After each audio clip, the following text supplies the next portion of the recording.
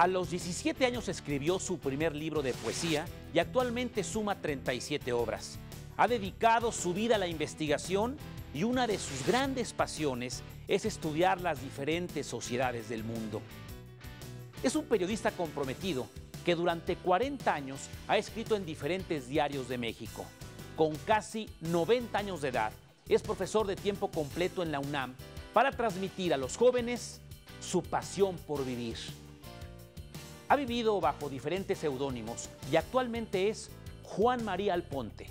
Hoy, aquí en Corto, platicaremos con el profesor, periodista, investigador, historiador y sobre todo con un hombre libre. Acompáñenme en esta plática.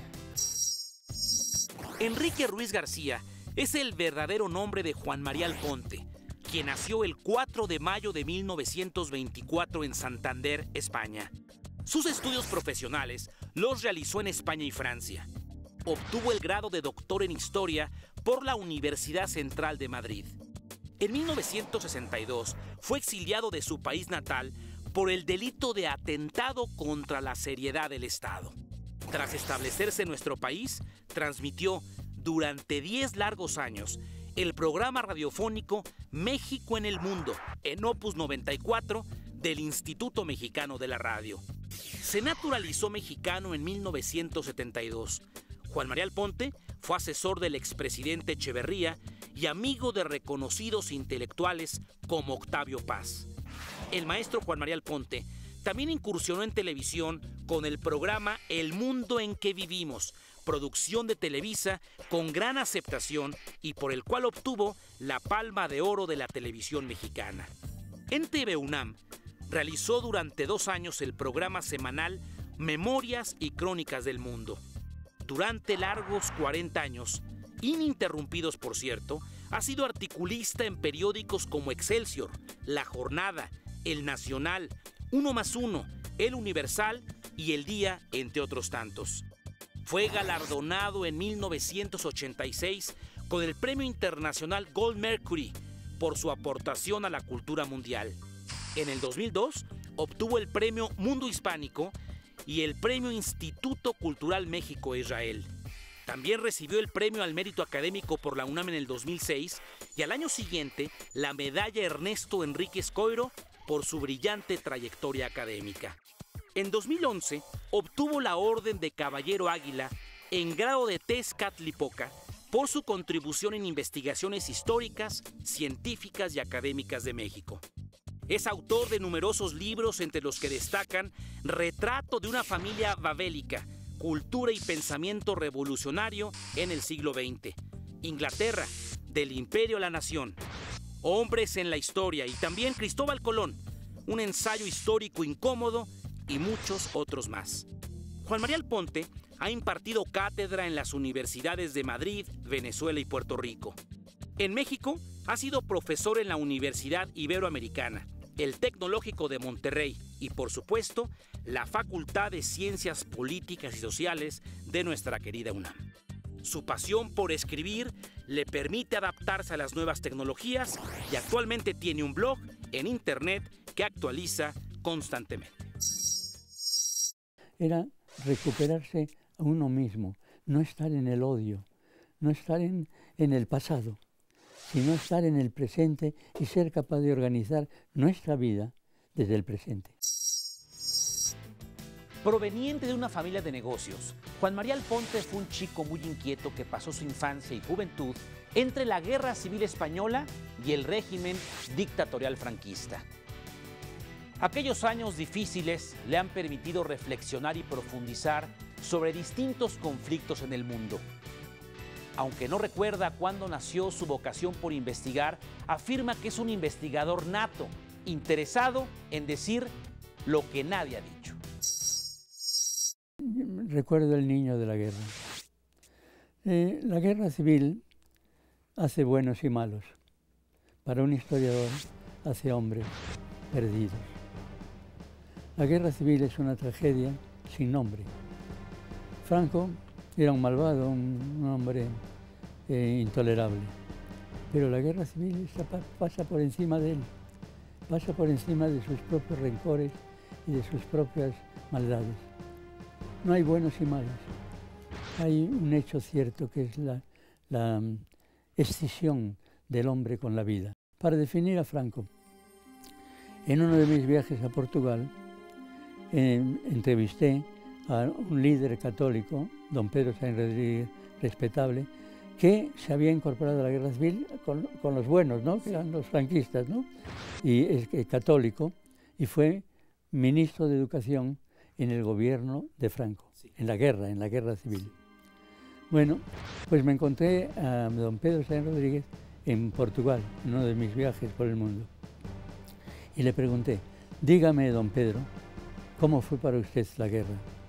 Dice, para mí fue la guerra una contingencia. Los católicos estaban, al parecer, con el ejército. Pero fui secretario de Educación del gobierno de Franco. Y un día fui a Burgos, donde estaba el cuartel general de las fuerzas franquistas, y entré en el despacho y pregunté a su secretario, ¿qué hace Franco allí, sentado allí lejos, firmando? Y le contestó el secretario, está firmando las sentencias de muerte. Es decir, nunca he recibido una impresión tan seria, tan grave, tan esclarecedora, como que el dictador quería firmar inclusive las penas de muerte para estar seguro.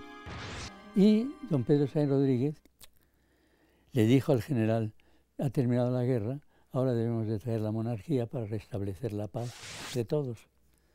Y Franco le dijo, está usted loco. Y al día siguiente declaró que era masón, el líder católico de España, que era masón, y le expulsó de España. Al regresar, el doctor en historia nos platicará cómo vivió los años de exilio en España y su naturalización en México. No soy un exiliado, soy un ciudadano mexicano, un eleuteros, un ciudadano libre mexicano. De espíritu libre, el joven Enrique Ruiz García se enfrentó al poder de Francisco Franco y fue acusado de ser enemigo del régimen. Por esta razón, fue encarcelado y exiliado en España en 1962. Pese a esta expulsión, Juan Marial Ponte no guardó resentimientos y dedicó su vida a la educación y a la investigación. Francia, Estados Unidos y México dieron refugio a este apasionado de las letras. Sí, es una casa. ¿Cuánto tiempo, maestro? Unos días lo suficientes para que tomaran decisiones, ¿no? Yo tengo una absoluta no reverencia al heroísmo, porque soy un ciudadano, un eleuteros en griego, es decir, un hombre libre. Por lo tanto, no estoy sujeto a los clichés. Soy un historiador que sabe que una guerra civil es algo espantoso que puede ocurrir a una sociedad. Me dijeron, sale en el primer avión. En la noche en que me encerraron con el comisario, habían fumado mucho, sabían que el humo me irritaba. Y había una humera, ¿no?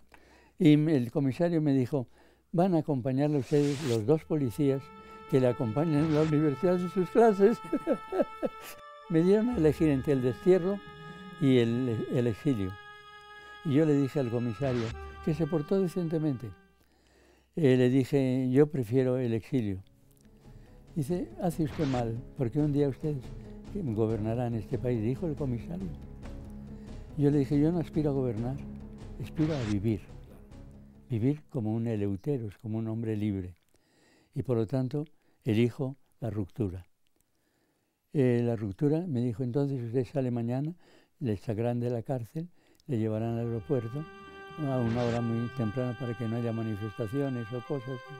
Dice, y en el avión esperan otros dos policías que estarán allí hasta que el avión levante el vuelo. Pero lo importante no era eso, sino era recuperarse a uno mismo, no estar en el odio, no estar en el pasado, sino estar en el presente y ser capaz de organizar nuestra vida desde el presente. Antes había precedido, lo que me llevó a la prisión fue lo que en España se llamó la Conjura de Múnich, el encuentro de la oposición interior con la oposición exterior, y eso lo consideró el franquismo como un delito contra la patria. Contra la patria. Allí me hicieron un cargo de economista, no sé qué cosa. Bueno, Pero lo cierto es que según íbamos llegando de Múnich, nos iban llevando a la cárcel. Maestro, estoy enterado que ahí en Francia se dieron cuenta de sus conocimientos y lo invitan a una reunión internacional de educación, ¿verdad? Así es. ¿Esto fue en Washington? En Washington, sí. ¿Y qué se discutía en aquel momento? Pues no, cómo mejorar la educación de América Latina, cómo mejorar los ingresos, la participación del ingreso. Entonces yo señalé que el mínimo tenía que ser un 6% del Producto Interno Bruto, que ahora es lo que tiene México. Y fue 2 meses importantes, porque los norteamericanos, viéndome trabajar, quisieron que me quedara en Washington, ¿no? Pero mi secretaria me dijo, estamos muy felices porque nos han cambiado de cortinas. Yo dije, ¿cómo que nos han cambiado de cortinas? Sí, teníamos cortinas. Y me dijo, pero eran de metal, ¿sí? Y nos las van a poner de tela. Es un ascenso en la jerarquía. Digo, yo me marcho de un país que se mide por las cortinas. Me casé con mexicana, después nos separamos. Ella se marchó a España y yo me vine a México. O sea, se produjo un equilibrio perfecto. Porque la vida es así hermosa, ¿no? Permite, cuando se vive en libertad, se permite que la otra parte pueda tener también su propia libertad y que ella, nacida en México, eligiera España y yo, nacido en España, eligiera México totalmente. Y los dos somos felices. Ya tenía libros, tenía una fama relativa, pero lo cierto, y algunos libros míos traducidos a otros idiomas. Entonces, Octavio Paz me ayudó muchísimo porque dijo, tú tienes que estar en México. Y después todo el mundo hizo lo mismo, ¿no?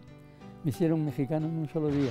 Han ido configurándose las bases de lo que era buen pronunciador de discursos, era un buen orador, el presidente sí, que leía sus textos. Leía bien, pero sobre todo lo que se llevaba consigo, esa visión de México en el mundo, creo que fue un momento apasionante. En Argentina, en Rusia, en Francia, en Inglaterra. Fue un momento de México internacionalmente extraordinario. Pero le dimos una autoridad a México internacional. Mitterrand me firmó un libro diciendo a bien cordial homenaje, con bien cordial homenaje. Un día el presidente me preguntó que por qué dejaban de escribir mi crónica en los periódicos cuando salíamos de viaje. Que por una razón muy sencilla, porque su director cultural da dinero para que se emborrachen los periodistas y para que lo pasen bien en otros sitios. Y como yo no formo parte de eso, por eso no escribo mi crónica, para estar completamente libre. Recuerdo lo que podríamos llamar un permanente ensayo de aprendizaje. Sí. Un ensayo permanente de estudiar, de leer la historia, con ver que la historia de México era una historia patriótica y no una historia crítica, que todavía necesitamos. Yo resucité la idea de la crítica histórica, ¿no? En el sentido de recuperar la ciudadanía, no el patrioterismo. Y tengo horror al patrioterismo.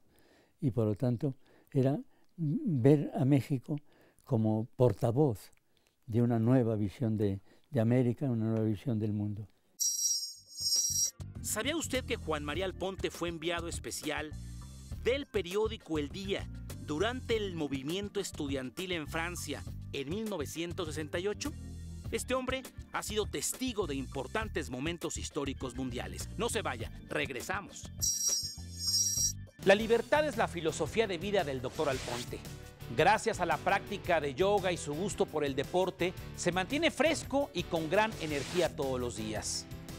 Disciplinado en sus hábitos, este hombre ha vivido bajo 2 seudónimos durante su vida: Hernando Pacheco y Juan María Alponte. Este último por la admiración al primer esclavo liberto de Cuba, José Antonio Aponte. El deseo vehemente de aprender es una frase de Benito Juárez que Juan María Alponte ha asumido como su principio en su labor periodística. Además, su biblioteca, escuche usted, de casi 40,000 libros, nos demuestra el valor que este historiador le da a la lectura. Hay que guardar la vida, porque la vida no es nuestra, es de todos. es de todos. Mi vida es la de mi mujer, la de los que me rodean, las que quiero, ¿no? La vida hay que guardarla y hay que someterla a una prueba, ¿no? Yo, el mejor piropo que he oído en mi vida no ha sido de una mujer, ha sido de un hombre. Me vio correr en la playa de Acapulco y cuando llegué a mi tienda, donde me esperaba mi mujer, me dijo, yo creí que el que corría era el hijo de Alponte. Lo aprendí en India, el yoga. Yo vi en la India a la gente tan bien, con las dificultades que tenían para vivir, y entonces pregunté a mi colega, que estábamos trabajando juntos en un programa sobre contra los nacimientos múltiples, y me dijo, quizá hagan yoga. Por cierto, que en el hotel donde tú estás, en la planta baja, hay una escuela de yoga. Yo fui allí, me encontré con una mujer muy guapa y dice, ¿tú qué haces deporte? Soy campeón de 100 metros lisos en la universidad. Dice, eso no vale para nada. Me dijo ella, y digo, no, eso no vale para nada, porque los ejercicios que vas a hacer no los puede hacer un corredor de 100 metros. Fue un encuentro con la vida y un encuentro con Gandhi, porque Gandhi daba seminarios también con el yoga. Ese libro que tengo aquí, ¿qué nos dice de este texto? Bueno, en ese texto se recupera la vida humana. Es decir, fundamentalmente los 4 fueron vida humana, porque, por ejemplo, Lincoln votó abiertamente en el Congreso contra la invasión de México. Es decir, no actuaba solamente en liberar a los esclavos, sino liberar a los demás e impedir que los demás fueran autócratas. Por lo tanto, ese gesto es de todos. El caso de Lincoln, de Luther King, no pensaba solamente en los negros, sino en la liquidación de la discriminación. Ahora acabo de leer el informe de la Organización Nacional de Derechos Humanos en México. Está dedicado ese texto a Guerrero. Señala la ventana turística más importante de México y una de las más importantes del mundo. Señala que Guerrero es uno de los países más desiguales del país, que el hambre todavía constituye una norma, la ausencia de trabajo es un hecho. Y añade que de los 46 municipios que tiene Guerrero, los municipios indígenas sufren atrocidades y sobre todo sufren la discriminación y la marginalización. Pensemos, al político en el griego del siglo IV a.C., se le llamaba dikaios politikon. ¿Cómo podríamos llamar a un político nuestro dikaios politikon, que quiere decir hombre del derecho? Eso quiere decir político en griego, hombre del derecho. Pues si transportamos todo eso a la memoria colectiva o a las clases, señalando la convivencia es imposible sin la igualdad ante la ley, sin la igualdad ante la palabra, y Platón inventó un concepto nuevo, la diacosini, que es la equidad. Yo creo que hay que inventar la convivencia. Fundamentalmente es un país no conviviente, separado por la desigualdad ante la ley, separado por la inequidad, separado también por la tragedia de las poblaciones indígenas. El informe de la Organización Nacional de Derechos Humanos señala que los municipios indígenas de Guerrero sufren la discriminación y la marginación. No puedo tolerarlo, no puedo asumirlo, por una razón muy sencilla. Porque finalmente Vasconcelos señaló que se había creado una raza cósmica, que era la raza integrada en la otra, cosa que no hicieron, decía Vasconcelos, que no hicieron nunca los anglos. Los anglos no se mezclaron nunca, nunca se mezclaron, nunca hicieron una raza cósmica y persiguieron hasta el exterminio, hasta el último indígena. Hoy hay 2.500 según el censo, había 2 millones. Nosotros tenemos 16.5 millones que hemos abandonado. Fundamentalmente por la idea de la igualdad ante la ley. Es decir, también eso no hemos conseguido en 2 siglos, la igualdad ante la ley ni la igualdad económica y social. Por lo tanto, nos queda muchísimo por hacer. Yo mantengo siempre no el prejuicio, sino el objetivo de que tenemos que cambiar, es decir, los modelos de convivencia. Entonces, nos faltan todavía muchas cosas que reconocer y recuperar. Un magistrado de la buena conducta. Los muchachos viven solos, la mayor parte de ellos con familias con muy poca herencia cultural. No les pueden enseñar. Les pueden enseñar a sobrevivir, pero sobrevivir no es vivir. Sobrevivir no tiene nada que ver con, porque sobrevivir es desvivir. Y hay que vivir como ciudadano entero, como eleuteros, como el ciudadano libre. No hay que olvidar que yo soy un hijo del mundo del IV siglo antes de Cristo, ¿no? Es decir, Platón, Aristóteles. Y entonces mi pensamiento era cómo traspasar a nuestra sociedad, digo nuestra, porque es absolutamente mía, traspasar el conocimiento, es decir, convivir. Todavía no hemos logrado convivir como sociedad, pero teniendo fuertemente, presidiendo nuestra vida, las ideas del mundo griego. ¿Cómo se puede convivir? Primero de todo, con la igualdad ante la ley, la isonomía, isos nomos, igualdad y ley.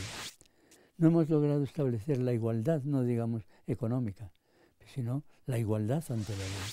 Todavía de cada 100 delitos que se producen, se denuncian 12 y no se sabe lo que ha salido de los 12.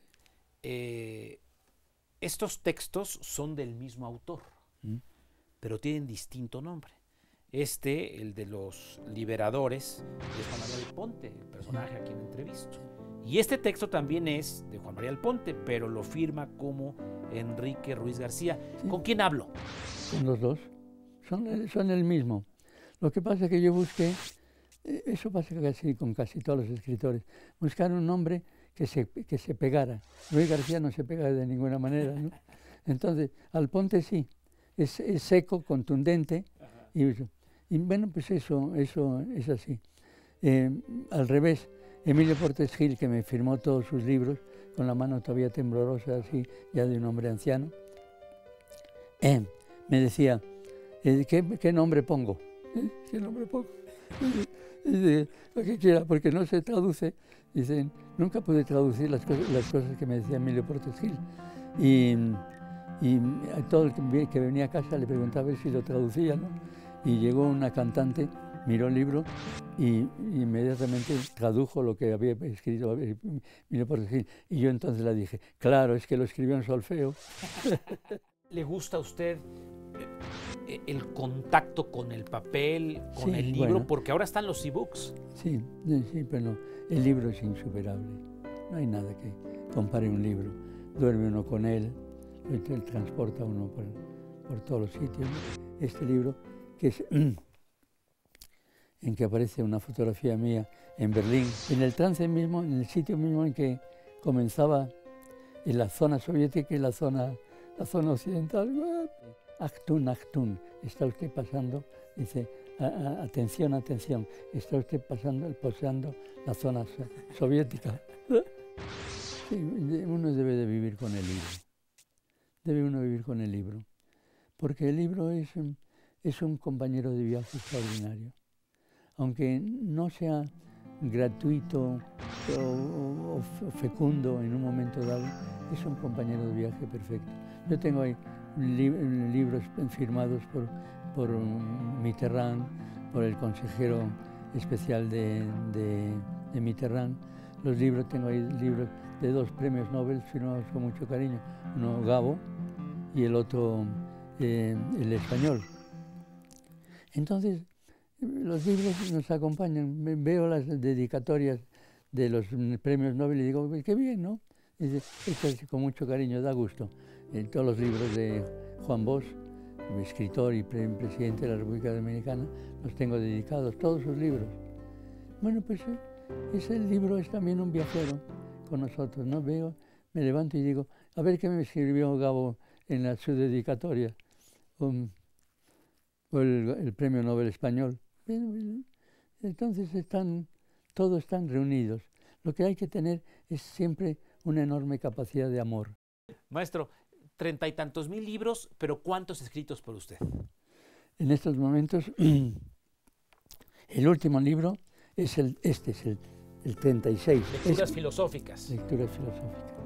El 37 es un libro muy importante desde el punto de vista de la mutación de las ideas. Se titula Dialéctica histórica. Estados Unidos, México, América Latina. Por primera vez se van a decir cosas que no se han dicho nunca. Escritor incansable, Juan Marial Ponte es un hombre que tiene 1000 historias por contar. Yo le agradezco su compañía de esta noche y lo invito a que nos acompañe en la próxima emisión de En Corto, donde platicaremos con otro mexicano que contagia su pasión por vivir para mover a México.